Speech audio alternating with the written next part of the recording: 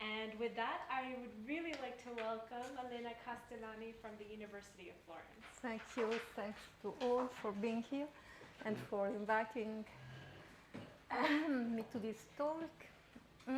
So you see, I have a title which is very engaging about metaphysics. And I'm not so an expert about metaphysics. But so please be patient with what I'm going to say. But I was just reflecting about how much physics, and especially dualities, and especially S-Dualities, so-called S-Dualities, can be useful, let's say like that, for metaphysical reflections. And we'll see. I'm not. I am a bit skeptical, so this is the right place to try to be attacked on this, because you are very much metaphysically engaged. So let me try to explain what I have in mind. And yeah, so what are dualities? I don't know how much you know, the people in this room know about it. Part of you very much, of course, but so let me just give some definition. Usually, very generic definition is a statement of equivalence between theories this time, not between states as in the case of symmetry, and such that the physics remains invariant. This is always between commas. Or the same, the two equivalent statement description, theoretical description of the same physics. So we must say what we mean by the same physics, or by the fact that the physics remains invariant. And I will go in some more detail in the next slides. But why speaking about dualities, why dualities are so important, so relevant nowadays in physics? So the idea is an old idea. It goes back probably much more than Maxwell and Maxwell equations, but the electromagnetic duality. This is the oldest of the duality we have in mind today, let's say, in this kind of physics, especially in quantum field theory and string theory. But it's a very old idea. It's an idea common in philosophy, in East philosophy especially also, but let me not go in this detail. So it's at the center of really very relevant developments in theoretical physics since the 30s. I say the 30s because this is when we have the Dirac's theory of magnetic poles, but especially since the 50s and then the 90s for what regards string theories. And we have a lot of duality types, which make it a bit difficult to speak about duality in general. This is a bit like with symmetry, but with dualities even more. There is the risk to say something which doesn't apply to all kinds of dualities, and this happens very often, especially also in the philosophical literature. We have a lot of duality types. So here I have, I don't have a stick, but I have listed some of the most known types, starting with Maxwell, electromagnetic duality from Maxwell to Dirac. Then a very familiar duality is position momentum or wave particle. The Ising model duality in the 40s, so in the context of statistical mechanics. Then this is DHS duality, means the Dolan-Horn-Schmidt duality, which is the duality at the basis of the so-called dual resonance models developed towards the end of the 60s. and the beginning of the 70s, which gave rise to string theory, to the early version of string theory as a theory of strong interaction. And in fact, this is the first type of duality in string theory, and it's the first type, if you want, of S-duality.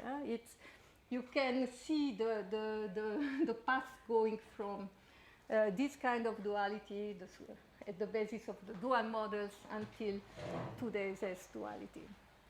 And so these are developments. I will speak about very shortly about this development from the Sine-Gordon model, Turing model duality, and the generalization of electromagnetic duality, so the Monton and Olive conjecture in the 70s, which gave rise then to the S-duality as it's known in string theory. And then, so what would have been especially interesting for you, given the title of this workshop, is the ADS-CFT duality, because it's a gauge-gravity duality. And so for space-time, of course, this is especially interesting. But I'm not going to speak on this kind of duality, even if it's a kind of weak, strong duality, which is the broad framework of the duality I'm considering.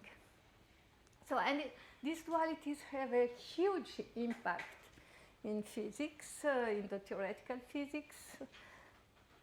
Today, they are powerful tools in theory construction, and especially for the case of the so-called weak-strong duality, they are very useful because they allow you to make calculation in strong coupling regime where you cannot use perturbative methods by studying the weak coupling regime. So this is really one of the main motivation for using this kind of dualities.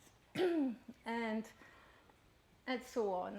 They are really they have become the language of these string theories and also quantum field theory, especially supersymmetric string theories. So this is a bit the scenario to motivate why dualities are so relevant today, and why philosophy of physics cannot do without considering them in a sense. So philosophically, there have been many discussions, many papers coming out in the last decades, I would say, or 2 decades. And the point which were mainly discussed had to do with the equivalent. What is this equivalence between theories? Is that how this frames in the more general discussion on theoretical equivalence, physical equivalence, empirical equivalence. So this is one of the points having to do also with the underdetermination issue. But I'm not going to speak about this in this today. I'm more focusing on the following issue: fundamentality, emergence on the one side, which are connected, and the ontological issue, because usually we say that these dualities, this dual description, have a different ontology even. So it's additional underdetermination. It's apparently it's an apparently ontological underdetermination. So this makes duality particularly interesting from the point of view also of the discussion on scientific realism. And so philosophers have discussed it mostly in this direction. So here I have put a quotation from Julius Wess. This is about symmetry, but I think we could, in a sense, transpose it to dualities. So what does he say? This was a conference he held in 2000. That is 1 year before, but it was published in 2000. And it's quite easy to speak about symmetries, say, Yes, everybody has a notion of symmetry. It's deeply rooted, widespread concept, ranging from art to science. It's perceived by everybody in an intuitive way, and so on. But it's quite difficult to speak about symmetries. Everybody has his own concept of it, also physicists. And you never know if we communicate about the same thing. So the solution for physicists and for Julius West, of course, is to refer to symmetry in the framework of group theory, representation theory, algebra, and differential geometry. So in a sense, we can do the same thing with dualities, just try to go on more precise definition which have to do with the mathematics involved. So I will refer to two kinds which are connected of definition by physicists, and so just list some of the definition we can find in the philosophical literature. So let me start with the philosophers, even if I have done the reverse here. The first papers coming out on dualities by Dean, Rickless, and so a lot of some of the people here, including myself, we just spoke about theoretical equivalent description of the same physics, of the same underlying physical contents. Then it was made more precise philosophically. Now, since we are here, I'm quoting James and Baptiste. This is a definition I found in one of their papers in the setting of semantic approach to theories. So, as a systematic correspondence between the space of solution of the theories, such that models related by that map are empirically equivalent, which is the same thing but better said, better. More. Then we have the most abstract, general, and perhaps precise definition, which is by De Haro and by Sebastian, especially Sebastian and Jeremy. Then Butterfield work with has adopted the Sebastian standpoint, and so they propose a scheme for duality, which is a definition in terms of isomorphism between model triples of a bare theory. So I ask you not to to go into the details of this. It's very clear. So a bare theory is a triple with quantities, states, and dynamics, and then you have the models, a triple with an additional structure which makes a model root, and so this is more or less, it's practically the same thing that James and Baptiste are saying, but a bit more elaborated. And I don't know if you agree, but I don't think it's so different. So these are the definitions you can more or less find in the literature, philosophical literature. Then let me refer to this definition by physicists. Why I choose this one? Because these are in the direction of the duality I'm going to speak about. One is Vafa, Kumrum Vafa, which is one of the actors in these stories from the physical point of view. Two physical systems are dual to one another when there is an isomorphism between their parameter spaces, or moduli spaces in technical language, and between their observables, respecting, where this isomorphism is respecting all the correlation functions.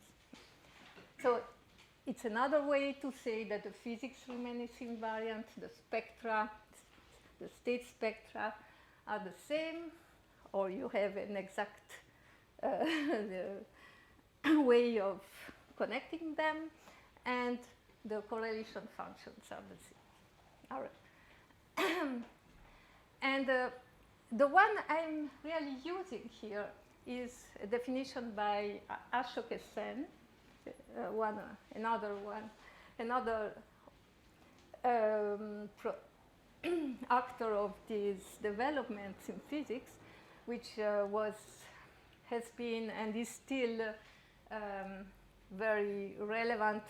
His works are very relevant for the application of duality in string theories to string theories. And so, look, this seems a bit strange definition if you are not familiar with this physics.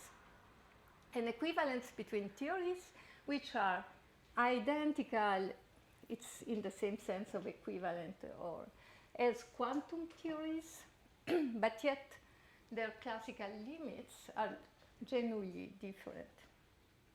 So, and this is the kind of definition I will dwell on in this talk, which is the one which is more apt to speak about the generalized electromagnetic dualities.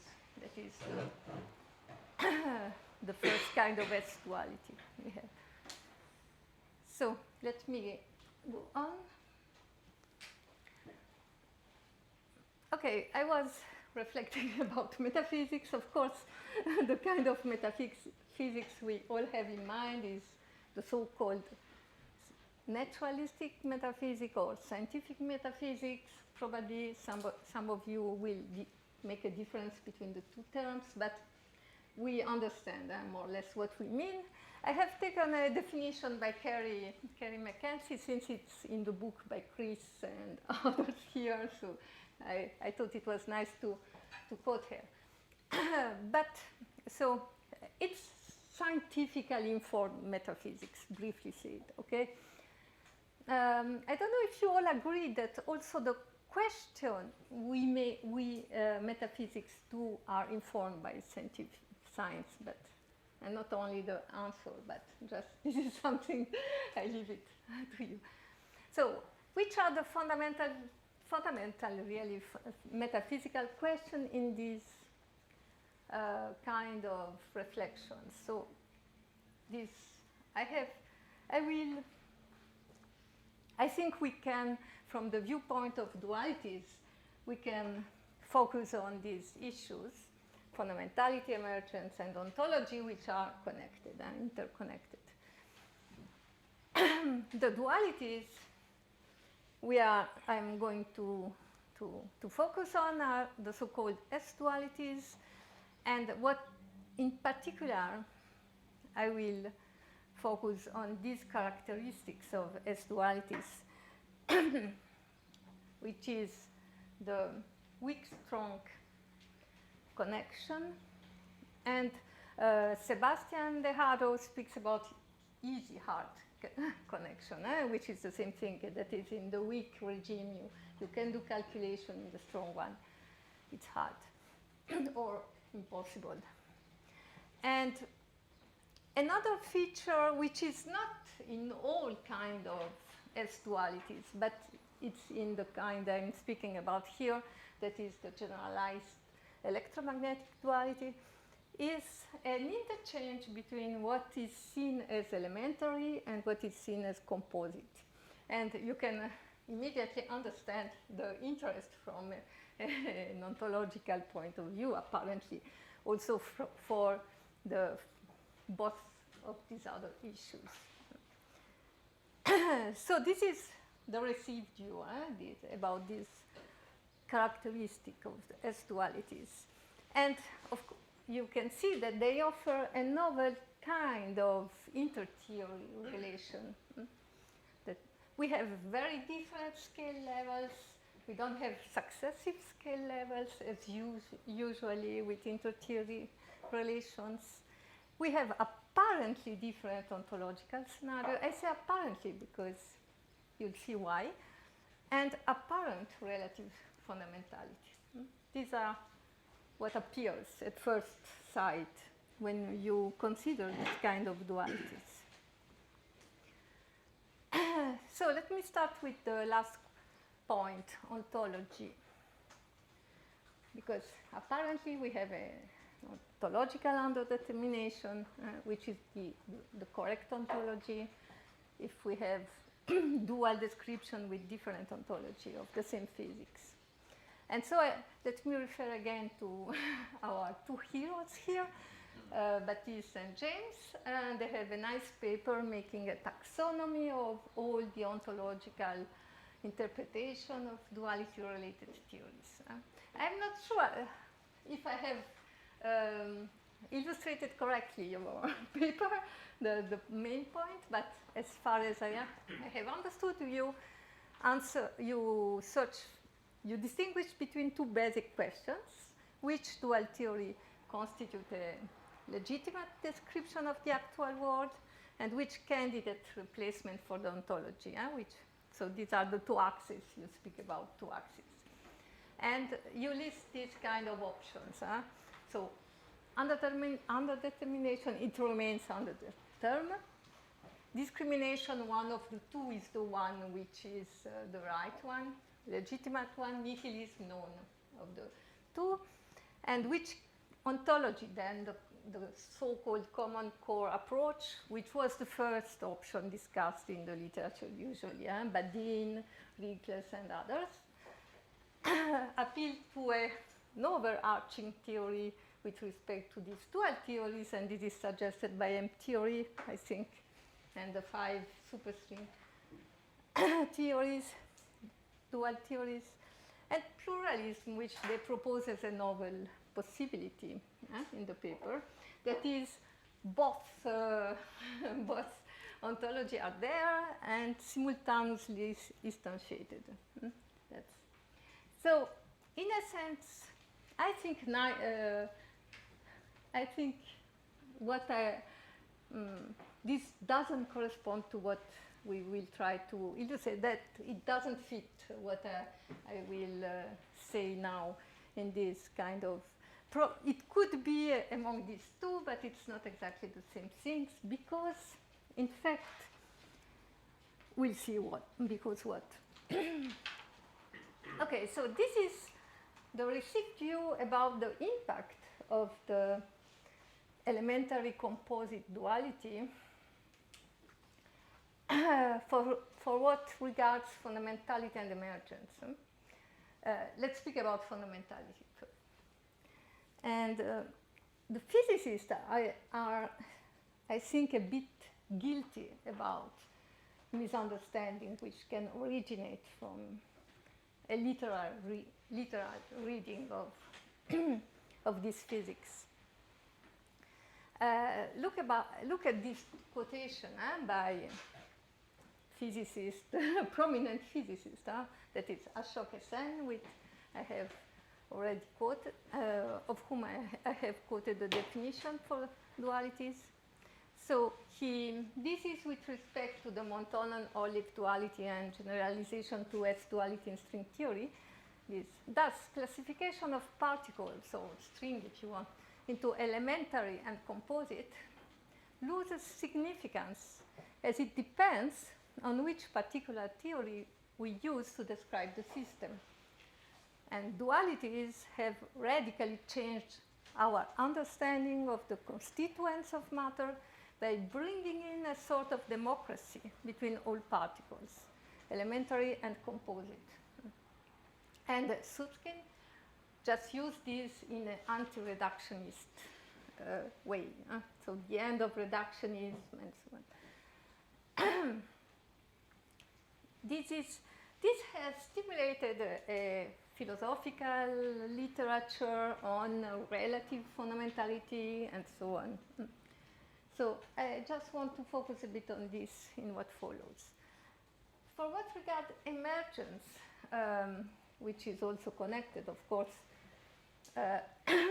to how you consider fundamentality, I'm not going into the details of what does it mean. This is a metaphysical, philosophical discussion, but it's not substantial here. But in fact, we have, with we, I mean, I intend me and Sebastian De Haro, but also a lot of many other peoples have reflected on the meaning of emergence with respect to duality, because it's true that you have some feature which you can understand as emergent. from one description to the dual one. In the dual description, you have novel aspect with respect to the other one, robust aspect. They don't depend, they don't vary, and there are limits involved. And so you can think that there is a kind of emergence, but it's a very strange emergence because you have also different levels, but these levels are far apart. So this is already different, for example, from the quartz graining emergence. And then it's a symmetrical relation. This is more surprising when you speak about emergence, which is not symmetric. So I'm not going to go in more detail about emergence. I will focus on fundamentality. And if you want ontology. Elena, Yeah? you have about 10 minutes. Oh, sorry. It's okay. I will hurry. So let me go back to Sen. And duality, in its more general form, is a statement of equivalence between apparently different quantum theories. This is in the quantum context. I'm not considering it now. Apparently different means that these are quantum theories whose corresponding classical theories are genuinely different. There is no possible change of variables relating these classical theories. And equivalence means that there is a unitary transformation relating the Hilbert space of the two theories in conserving the correlation function and so on. Thus, a dual pair of theories represent two theories which are identical equivalent as quantum theories, and yet their classical limits are genuinely different. This is to take again the first quotation. And this kind of duality is usually, not always, usually accompanied by the interchange between what is elementary and composite. What is viewed as an elementary particle in one description and composite particle in the dual. So I have, these are quotations. I have not put but these are quotations by Schock. Just to recap the full quotation. The duality I want to focus on, and to which Sen is hinting, is the generalized electromagnetic duality. It has a long story. I will skip over the quotation by David Olive, which is one of the main person in this story. It has a long story, starting from Dirac's theory of magnetic poles and successive generalization to the context of quantum field theory and string theory. And this is a very interesting story, but I'm not going here into the details. Let me just skip over this. You all know Maxwell equation, and you all know that if you interchange electric and magnetic field like that, then the equation, the free equation, is invariant. Okay, this is a symmetry, exactly a symmetry, because the equation is invariant. In the presence of sources, I start from the beginning, but I will go very fast. Presence of sources, the duality is broken, but if you add the magnetic charges and sources, it will be restored. The problem is that they were never observed. So Dirac was able to extend this idea to generalize the electromagnetic idea to a quantum context in a consistent way. And the problem you all know for the quantization is that the electromagnetic potential, the divergence, is 0 for the quantization, but if you have magnetic charge, it's no more 0. But he arrived at a consistent generalization given this condition, which is the famous Dirac's quantization condition. And you see here, you have the electric coupling, electric charge, magnetic charge, and inversed related. So this is, if you want, the birth of the weak, strong coupling duality. but we are still not in a quantum field theory setting, so it's not so significant as. So I will skip over this. These are the consequences for Dirac. And let's go shortly over the story. We have successive generalization of Dirac theories. And the seminal paper are these two, the so-called the duality between Sine-Gordon model and the Turing model. One is a bosonic model, the other one is a fermionic model. We are in 2 dimensions. And the generalization of, if you want, of this idea to the more realistic 4-dimensional space-time by Monton and Olive in the 70s, which just to give you an idea, these are developments which are deeply interrelated with the development of a theory of solitons in quantum field theory setting, the development of supersymmetry, the intense activity to unify gauge theories in grand unification theories, and then string theories as a unified theory, including gravities, starting with the 74, the last century. So these developments are all interrelated. So just to give you an idea.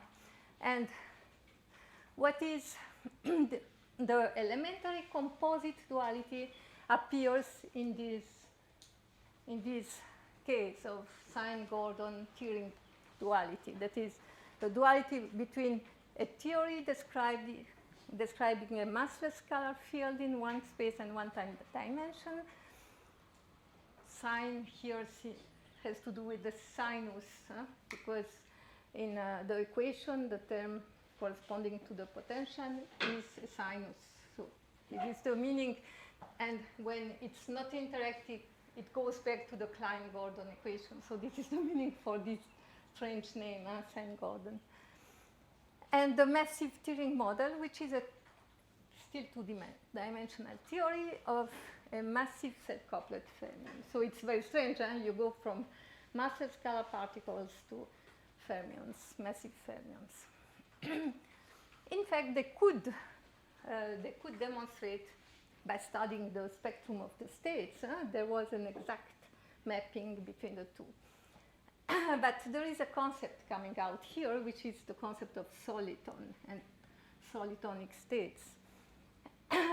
So we have a duality between what is viewed as an elementary particle and a soliton, which is a composed between commas, how do you say that? Between, yeah, because it's not really composed in the sense that a nucleon is composed of different. It's a bit misleading to see this composition like that. So this is a weak-strong duality because it corresponds, the weak coupling in one model corresponds to the strong coupling in the other model. If we close here, it will be,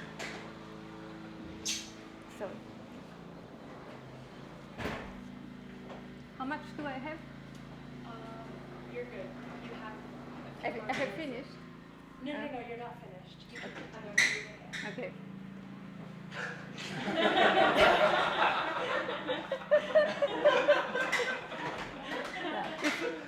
He's going away. You can also.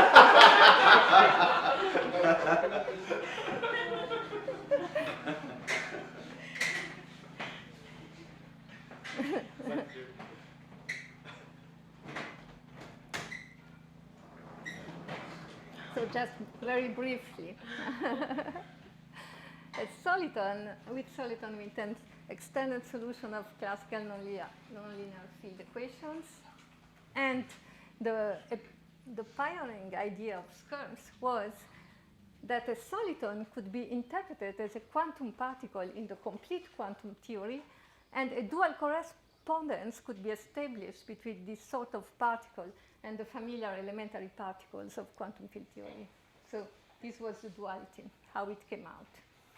And this could be shown by constructing a new field operator of which the soliton states were the quantum excitation, which was equivalent in the massive Turing model. So the Sine-Gordon quantum soliton was proved to be a particle, the fundamental fermion of the massive Turing model, in the usual sense of the elementary particle in quantum field theory. And this means that in the full quantum theory, particles could appear as solitons or as quantum excitation elementary particles, depending on the way the theory was formulated. That status was equivalent, and this gave rise to this particle democracy language, recalling the nuclear democracy of the Chu bootstrap program. This was the origin of the name. So historically, this was the first case of an interchange between neutral charge, the quantum number characterizing the elementary particle in QFT, and topological charge, because the soliton are topological objects in this, and the solitons they are considering here. And this was generalized to fourth space-time dimension by Monton and Olive with a conjecture, which was not exact. They weren't able to prove it at the time, but then it was in the 90s, it was demonstrated that in a supersymmetric setting, this could be possible. This was an exact duality. So, and let me skip over it because I don't think I have the time. What is this duality?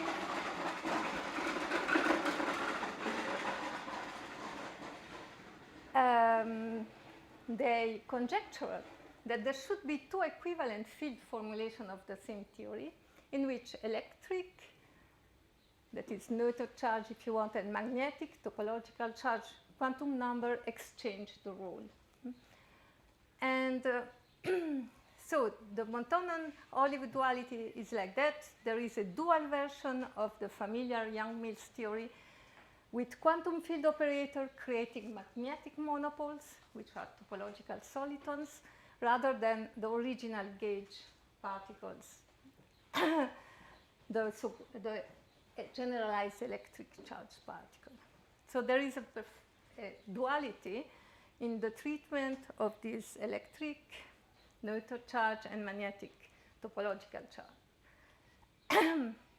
And this was, how is it possible? Let me just say this.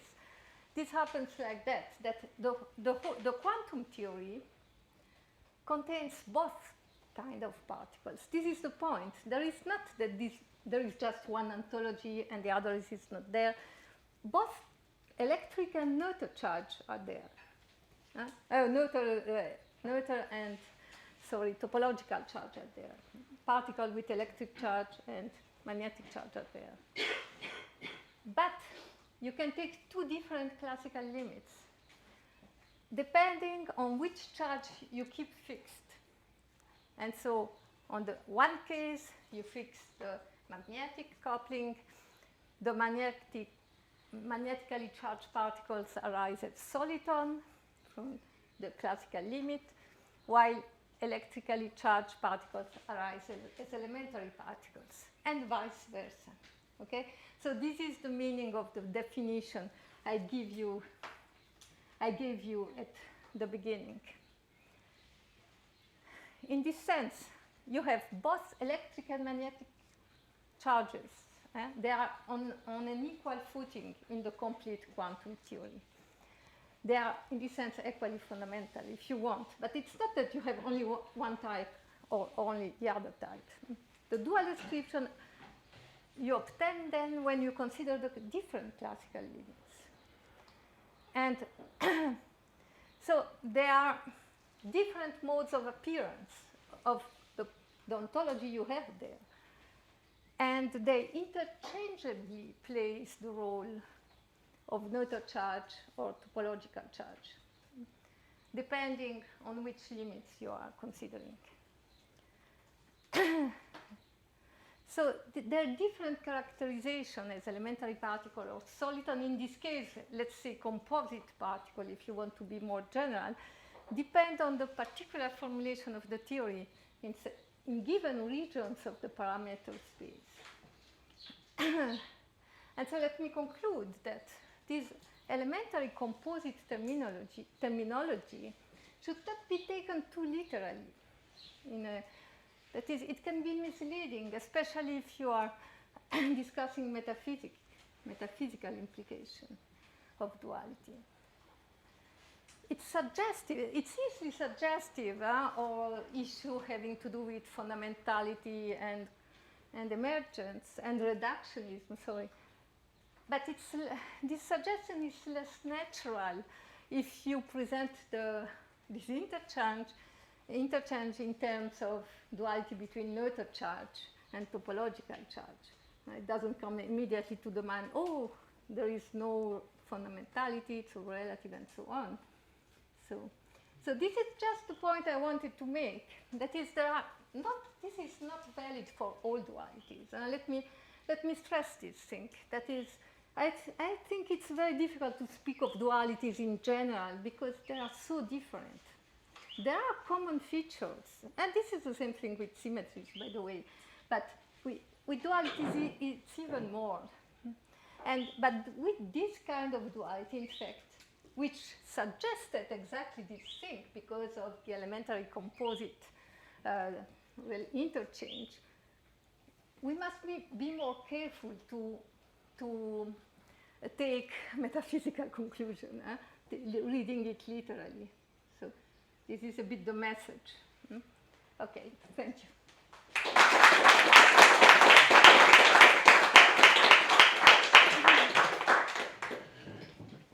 So now we'll have Enrico Cinti giving comments from the universities of Urbino and Geneva. And Enrico, if you can come to this side, please. Okay. Okay, thanks a lot. That was very, very interesting. I think I kind of agree with your own push of the thing. I just wanted maybe some clarification on some points that I'm not entirely sure that I've been following. So first I have a general question, actually. So at the beginning you are somewhat comparing definitions of symmetries and definition of dualities.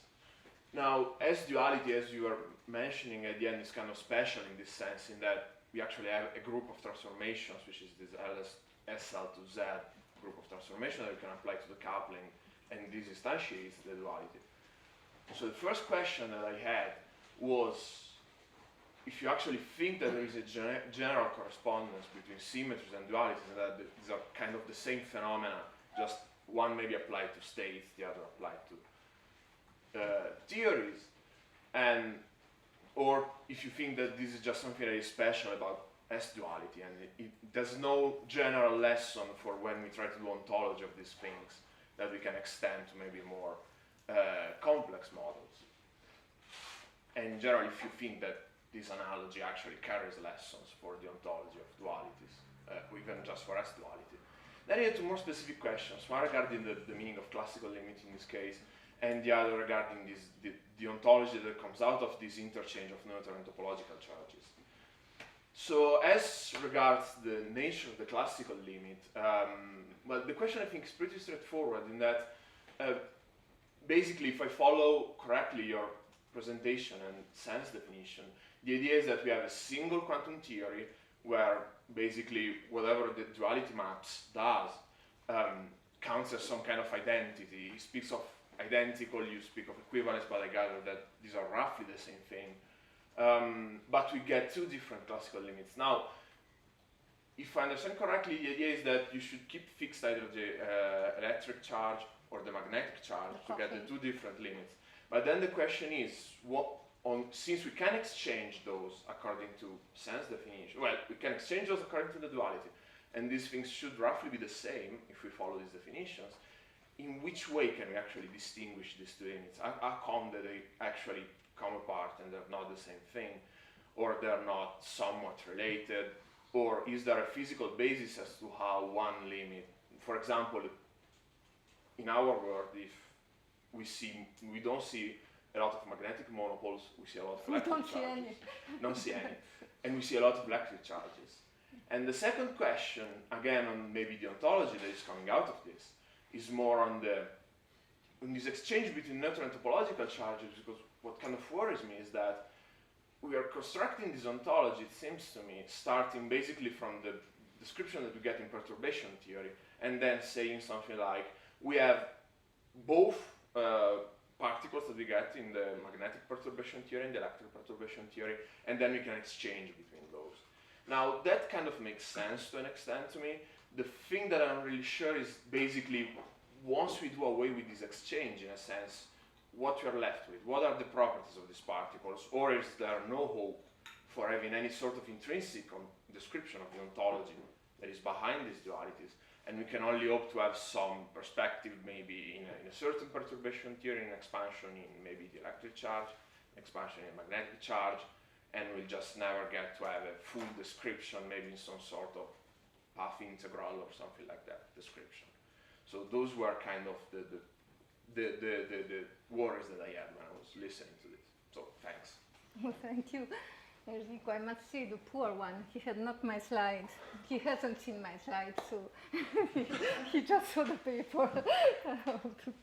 So I apologize really with him, because he has made a big effort to have an understanding. So, the first question, then, in case you remember me, that's the first question was about the relationship between symmetry and dualities. In some case, a duality is a symmetry because it's a self-duality, and this is just the case of Monton and Olive. It's a self-duality in the sense that the Lagrangian is invariant, so it's a symmetry if you want to use the definition of symmetry like that. But they are not exactly the same thing, because you are considering different theories. Usually you start with different theories. And in this sense, it's not only with Monton and Olive, it's in general, you use it in all kind of setting. So it's not limited to the case I was discussing, this kind of. It's complicated. I think that there is, I don't think there is a specific study by physicists about exactly this relationship in all kind of symmetries you can have and dualities you can have. It wouldn't make sense, I think. You proceed case by case. And in some case, the duality is a symmetry, in some other case, no, according to the sense we attribute to this term, and so on.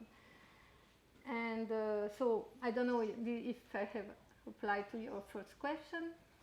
What's this? I was also interested if, at least in the cases that, let's say, where there is this analogy, if this can actually be used as any, in your view, useful applications to develop the ontology of these things.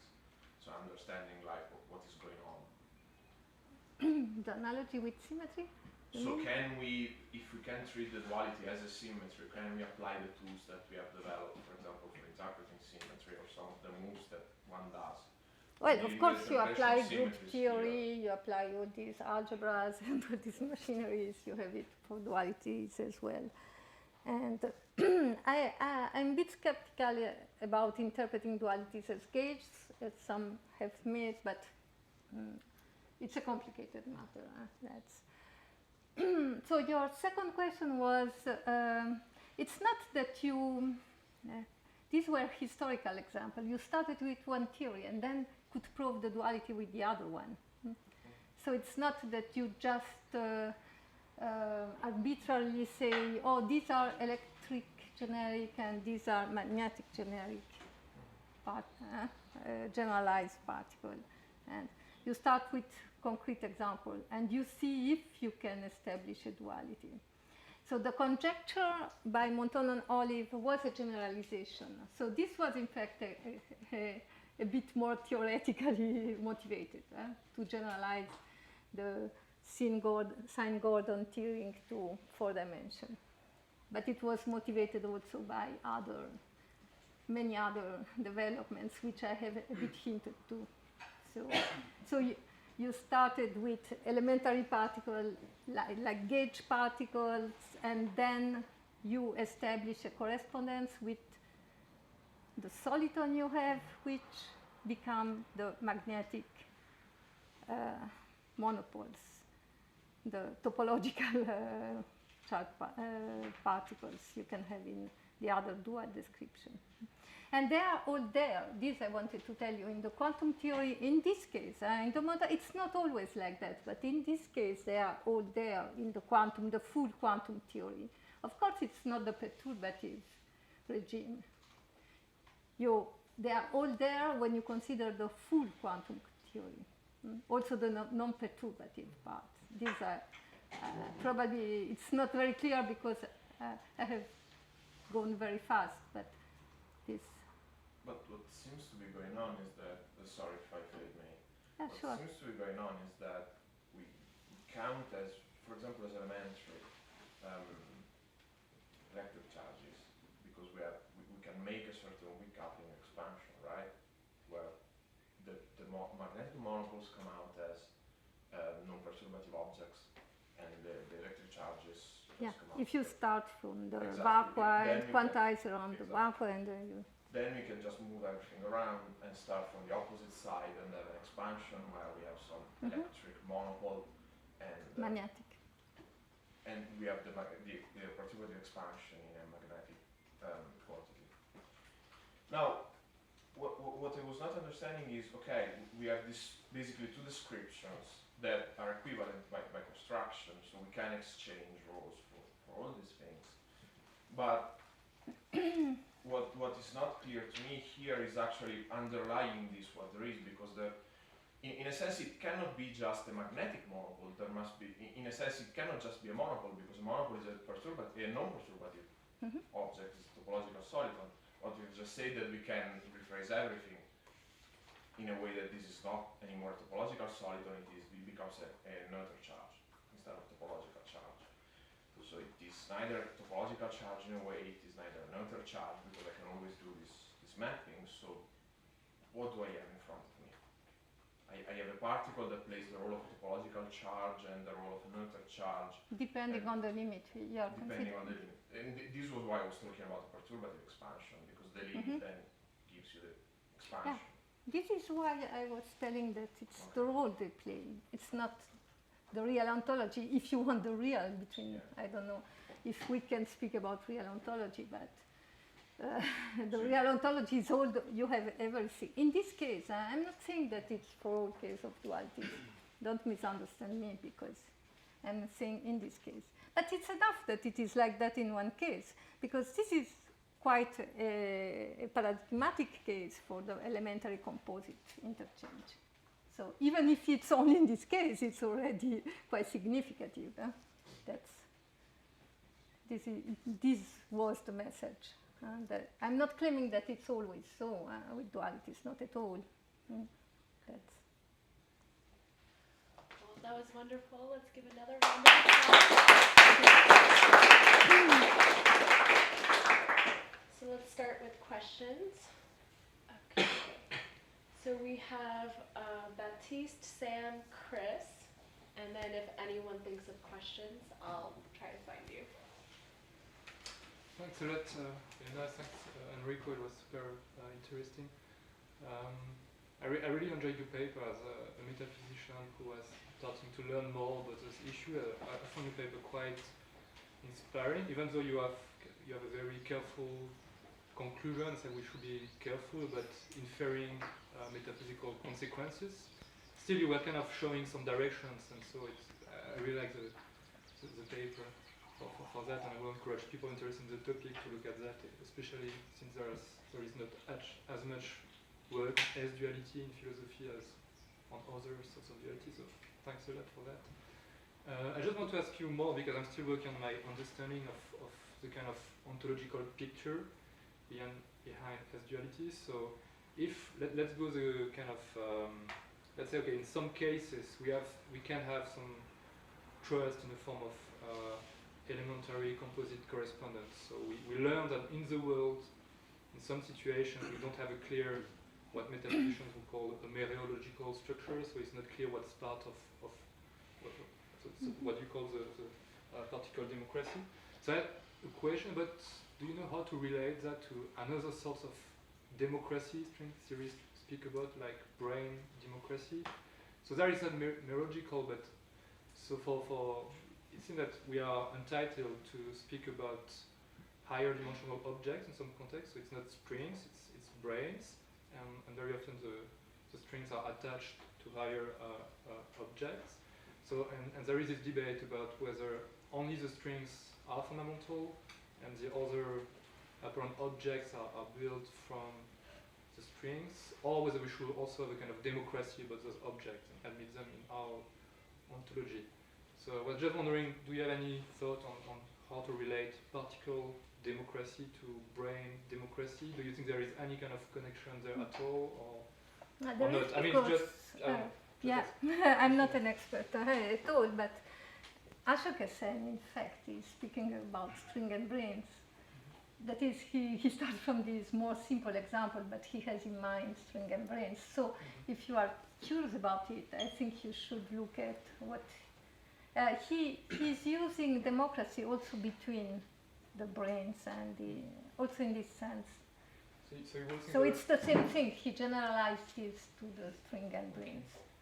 So we might think that there is a kind of correspondence, like at some kind of effective level, we could be talking about the democracy between particles, and when we look at the underlying ontology, it means that there should be also democracy between brains and other objects. Because there is a big difference at the fundamental level. The strings are not supposed to be parts of the brains, right? So I mean, I don't know, just trying to. Yeah. No, I understand your curiosity, but I am unable to reply to you in this sense because I'm not a physicist working on this thing, and it's very difficult. So what I would say is that we must be very careful because it's easy to misunderstand things. But the reference is to the Bootstrap program. Bootstrap program of Chu in the 60s, which there it was a bit different, but you had a theory of hadrons such that each hadron was composed of all the other hadrons. In this sense, it was a bootstrap. And this was, in this sense, a democracy, nuclear democracy, because everything was composed by everything else, which is a bit strange to think of. But now there has been a revival of the bootstrap program in string theory. And so it's very mathematical. So this is a concept we are interested into, but how it's generalized.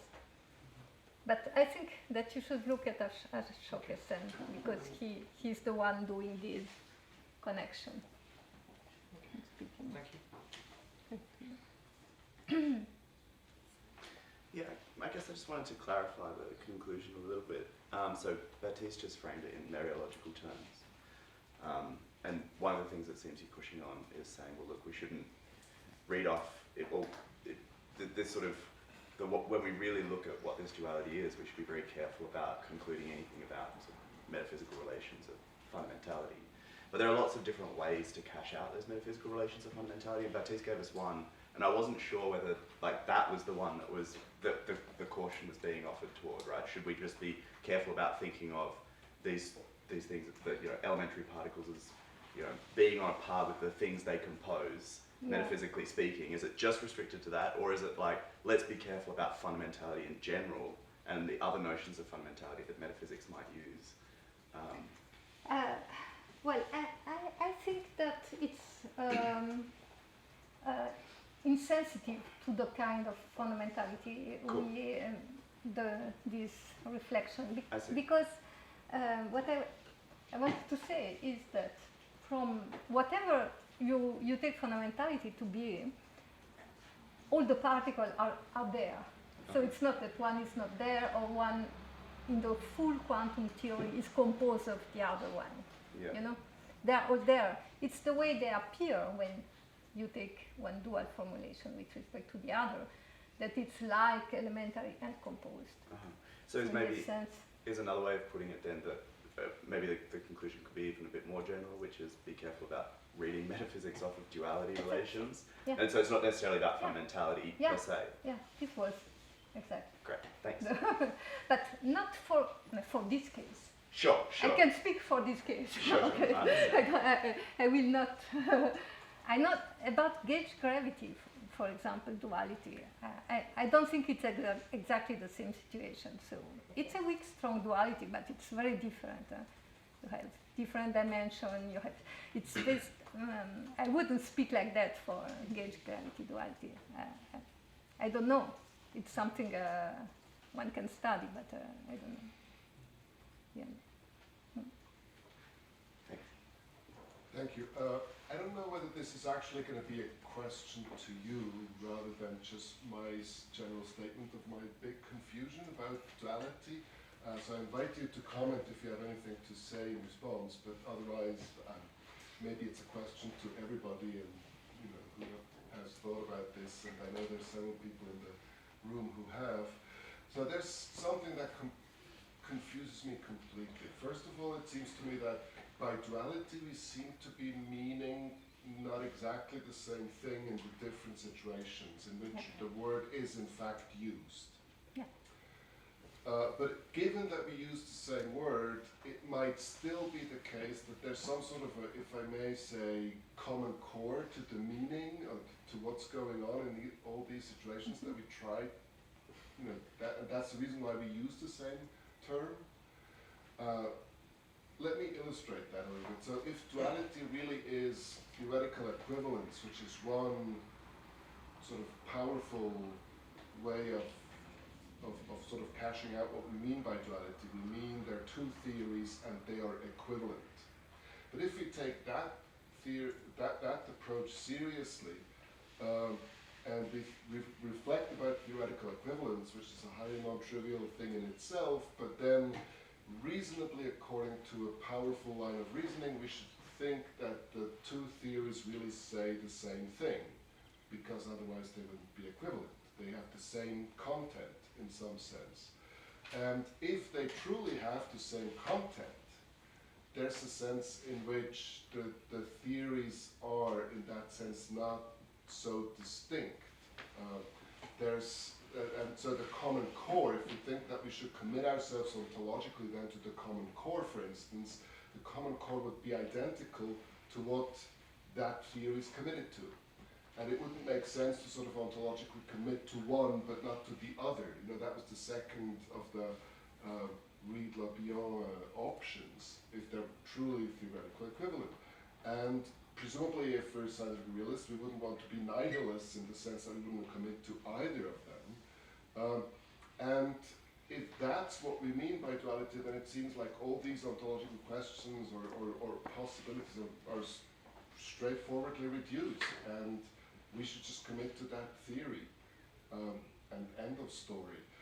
But that doesn't seem to be, that may actually be the right approach to think about some of these dualities, but presumably not in others. I would expect physicists to push back in that all of these dualities should be understood in this way, that really this is just one theory or both theories which are dual in that sense, make the same commitments, which leads me to then think we mean different things about duality in the different situations, and which leads me to the question, what do we exactly mean when we say duality? What's the common sort of idea behind all of these cases? Anyway, sorry, it's a very general question, I don't know. No, I have the impression that you always mean something having to do with the ontology more than with the theoretical description when you speak about a common core. Because think about gauge gravity. What is the common core, ontologically speaking? That is, there is, from the formal theoretical point of view, you can establish the duality, but you have 5 dimensions, 4 dimensions, you have completely different thing. So what's the meaning of searching for a common core from the ontological point of view?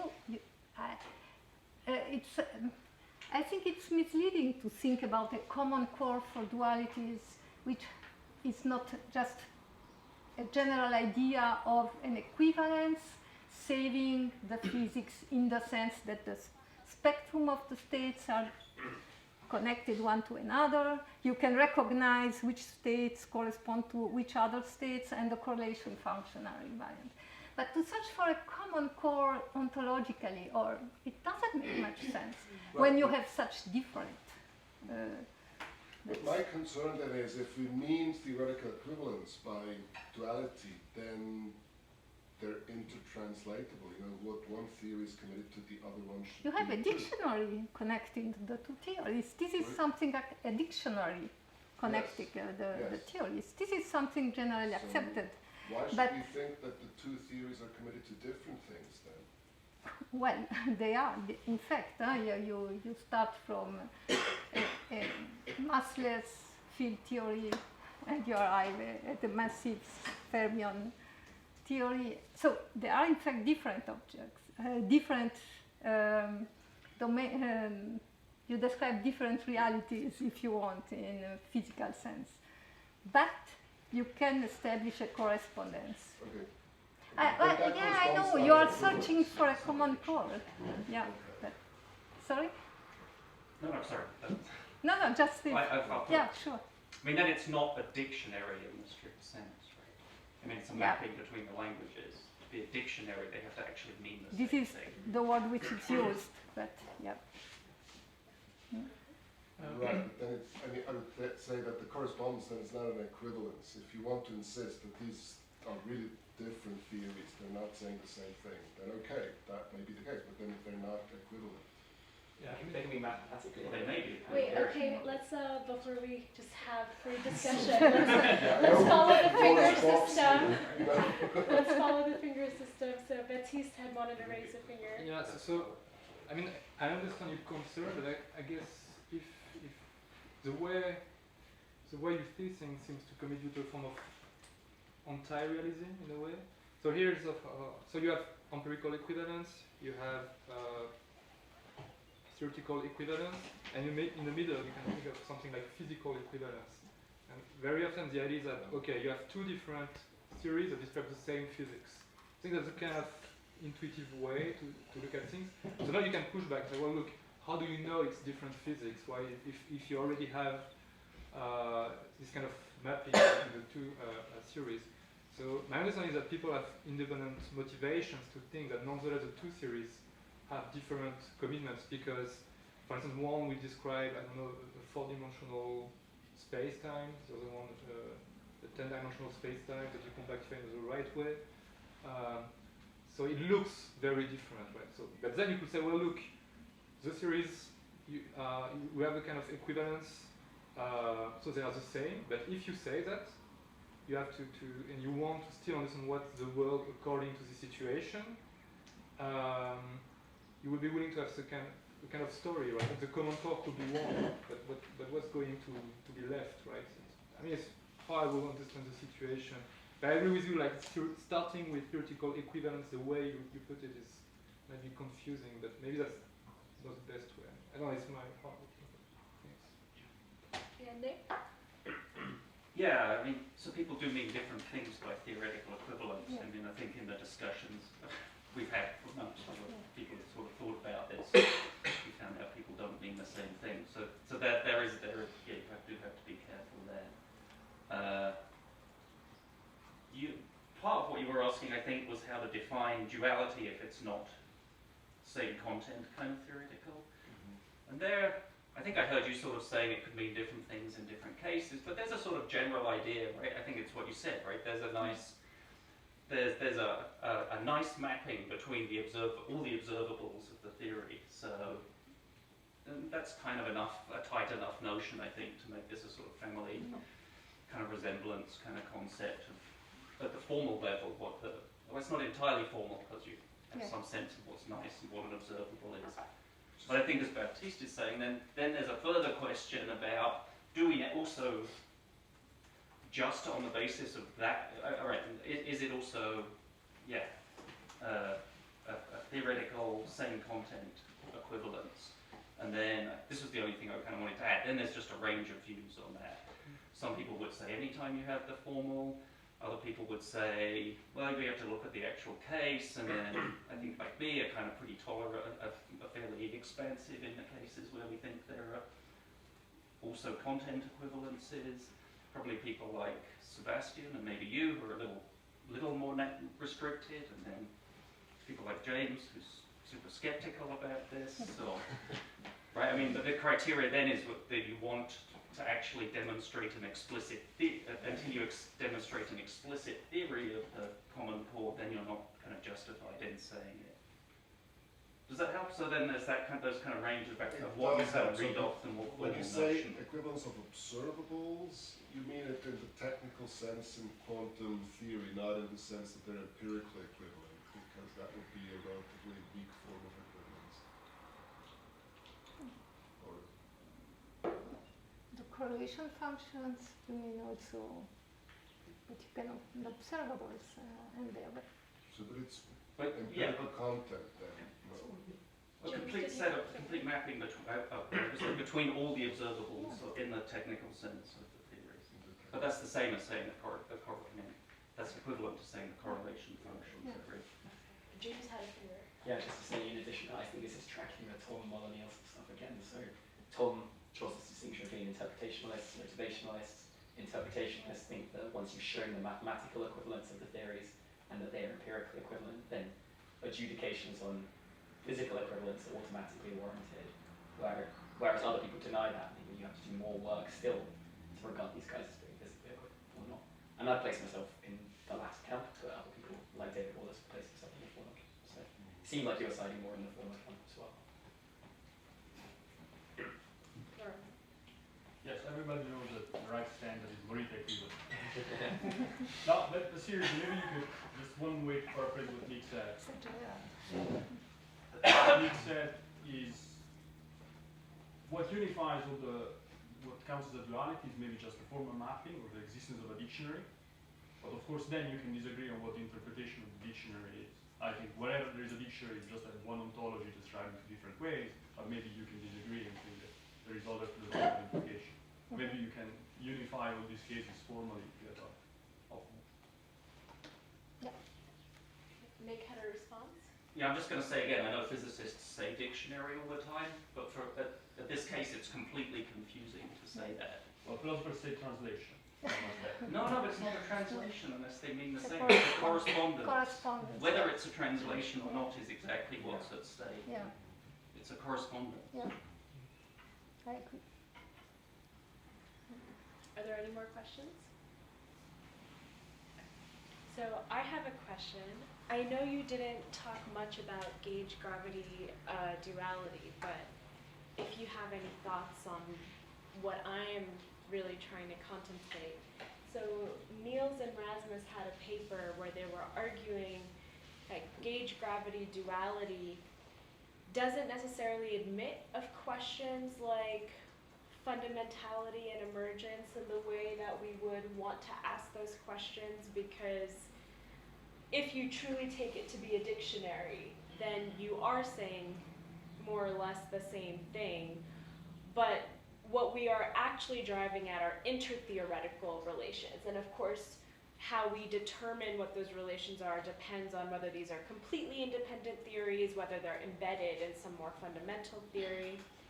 And I was thinking about something like the holographic principle, or entropy bounds, which was one of the research programs that even led to the discovery of ADS-CFT correspondence. And if you take that line of argument seriously, that these are intertheoretical relations, whereas something like the holographic principle or an entropy bound is talking about a system within a single theory, that there's a limit to how, many fine-grained microstates a system has based on some geometrical notion of surface area, whether it's directly the surface area or boundary of that system or some sort of covariant formulation of it.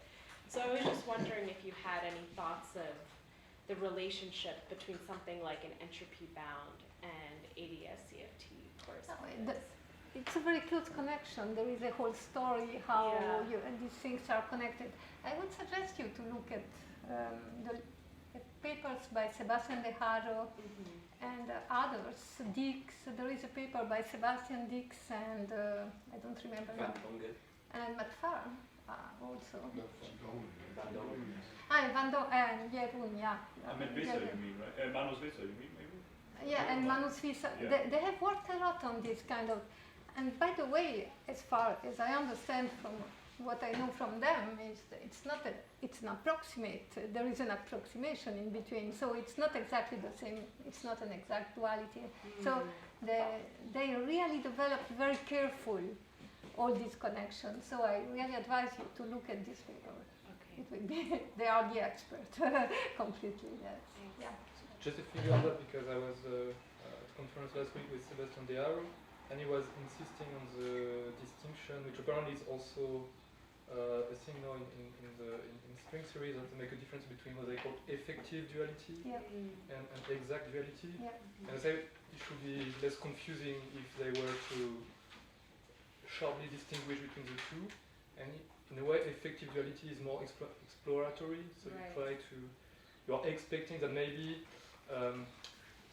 the very existence of this effective duality might be explained later by a more fundamental theory, by more knowledge, just like it's usual in science to explain something that is not explained in one theory with a successor theory. Right? So that might be the case for, especially for those kind of effective dualities that are not exact. If I can say something on this, I think what you have in mind is some kind of a different use, right? A heuristic use, where you kind of use what's normally an inter-series relation as a template for setting up an intra-series relation, right? Which, but there's also something I think de Haro worked on a bit. So there's some overlap between what Rasmus and I have and what de Haro did. So, yeah, but maybe, so just for completion here. Thank you for bringing this up. Any concluding questions or comments? All right, so let's enjoy lunch. Thank you.